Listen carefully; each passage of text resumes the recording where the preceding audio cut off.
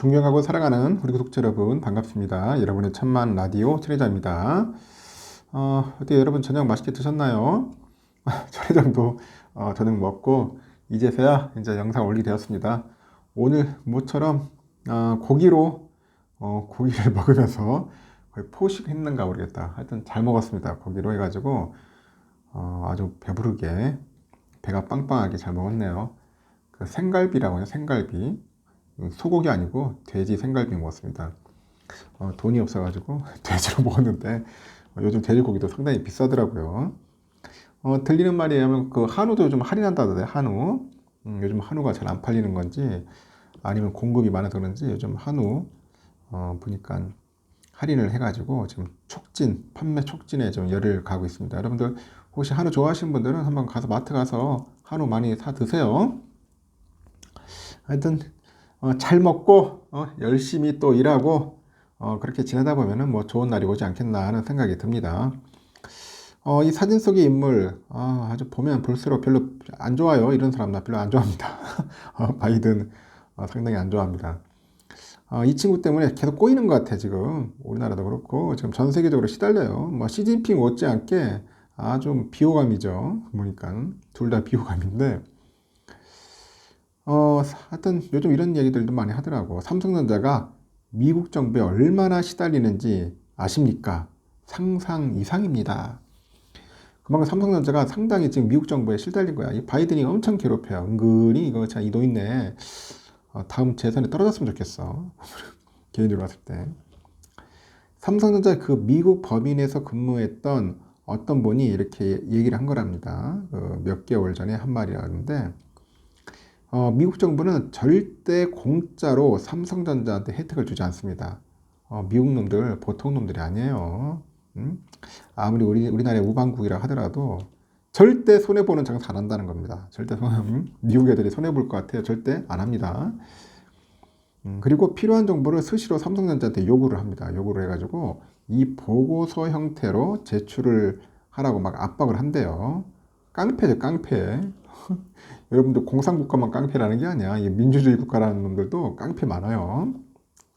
상당한 자금을 투입해야 하는 그 사회공헌 사업을 삼성전자한테 떠맡기는 경우도 적지 않다. 분통이 터지지만 어쩔 수 없이 미국 정부의 요구를 들어줄 수밖에 없는 게 삼성전자의 현실이라고 합니다. 슈퍼파워 미국에서 외국 기업의 돈을 버는 대가다. 뭐 그런 이야기를 하긴 하네요.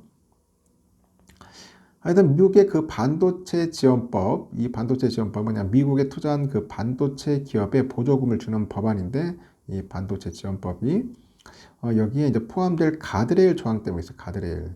이 조항이 따르니까 미국에서 반도체 지원법에 따라서 보조금을 받는 기업은 중국의 반도체 공장에 추가로 투자하면 안 된답니다.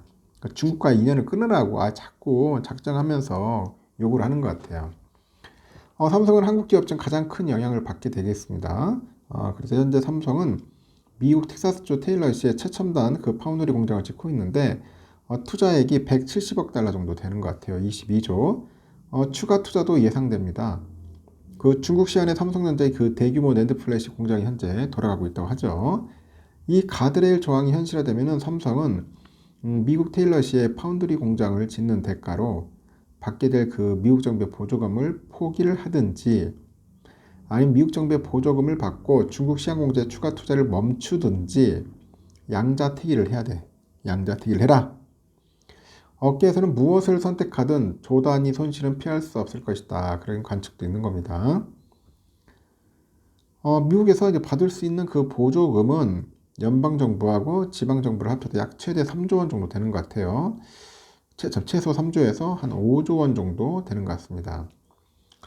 그 100조 원이 넘는 현금과 현금성 자산을 보유한 삼성전자 입장에서도 엄청난 돈은 아닌데 하지만 최근 그 사업 실적을 고려하면 무시할 수 없는 자금이죠.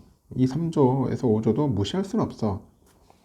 삼성이 올해 영업이익이 한 15조에서 20조 원 정도에 그칠 것으로 전망이 되기 때문이죠. 그래서 올해 그 필요한 50조 원에 달하는 시설 투자액에 크게 못 미치는 수치인데 삼성은 최근에 자회사 그 삼성 디스플레이로부터 20조 원을 차입할 정도로 현금 동원 능력이 좀 빠듯한 거 봅니다. 상당히 좀 힘들다 그런 얘기도 있어요. 이 사진은 보니까 그 경기현 그 사장이 지난달에 이제 미국 텍사스주 테일러시에 있는 파운드리 공장 그 신축 그 현장을 방문을 해가지고 빌 그라벨 윌리엄스 카운티장으로부터 삼성 고속도로 표지판을 전달받은 거네요. 그러니까 삼성 하이웨이. 이렇게 미국의 보조금이 갖는 의미가 단순한 돈에 그치지 않는 것도 부담인데 이 보조금을 안 받는다는 건 삼성전자가 중국 투자를 이어가겠다는 뜻이고 또 미국이 주력하고 있는 중국 반도체 규제에 동참하지 않겠다고 천명을 한 것 같아. 그렇다고 보조금을 냉큼 받는 것도 부담이고 이 받으면은 중국 투자를 이제 못하는 거예요. 못하는 거죠. 시안 공장 생산량이 삼성전자의 전체 낸드죠. 이 낸드 플래시 생산에서 차지하는 비중이 30% 후반이랍니다. 후반. 대부분의 생산 물량은 중국 기업들에 공급이 돼요. 이재용 회장이 2020년 5월 직접 방문해서 시간이 없다. 때를 놓치면 안 된다. 이렇게 말했을 정도로 반도체 사업의 그 전략적인 거점입니다. 왜 하필이면 또 중국에도 만들었을까 하는 생각도 하겠지만은 중국 시장이 크니까. 삼성전자는 시안 공장에 미국 공장 못지않은 돈을 쏟아부었습니다. 투자액은 시안 1기 공장에 한 14조 돼요. 14조 108억 달러. 2기 공장에는 19조 5천억 정도를 투자를 했어요. 추가 투자를 못하게 된다고 해도 당장 공장이 무용지물이 되는 건 아닌데 하지만 최첨단 그 장비를 투입하지 못하게 되고 반도체 장비 업체 인력들이 철수하게 되면은 그 메이드 인 시안 낸드 플래시의 경쟁력은 매년 낮아질 수밖에 없고 2013년 이후에 30조 원 넘게 투입한 시안의 낸드 플래시 공장이 이제 고철이 될 수 있다 그런 이야기도 하는 겁니다. 이렇게 삼성전자가 무엇을 선택하든 조단위 손실은 피할 수 없고 미국 고위 관리들이 이제 카메라 앞에서 땡큐 삼성을 외치는데 뒤에서는 뒤통수 치고 있는 거야. 급소를 잡고 있는 거예요. 이 반도체 지원법에서 가드레일 조항을 빼는 것은 사실상 불가능한 상황이고 현실적인 방안은 가드레일 관련 조항에서 삼성전자에 유리한 내용을 최대한 넣고요. 적용받는 시기를 늦추는 것뿐이에요. 업계에서도 1년 유예 등의 조치를 얻어내는 것이 거론되는데 이를 위해서 산업통상자원부 등 주무부처 관료들은 미국의 워싱턴을 방문해서 한국 입장을 전달하고 있습니다. 삼성전자의 그 반도체 부분에 그 해외 그 정부 담당 임직원들은 연초부터 워싱턴에 상주하다시피 하고 있고 학계에서도 삼성이 미국에 치이고 중국의 눈치를 볼 수밖에 없는 상황인데 한국에서도 전폭적인 지원을 못 받고 있다는 지적이 있고 거대 야당 민주당에 막혀서 아직 국회에 계류 중인 한국판 반도체 지원법이 대표적인 사례죠.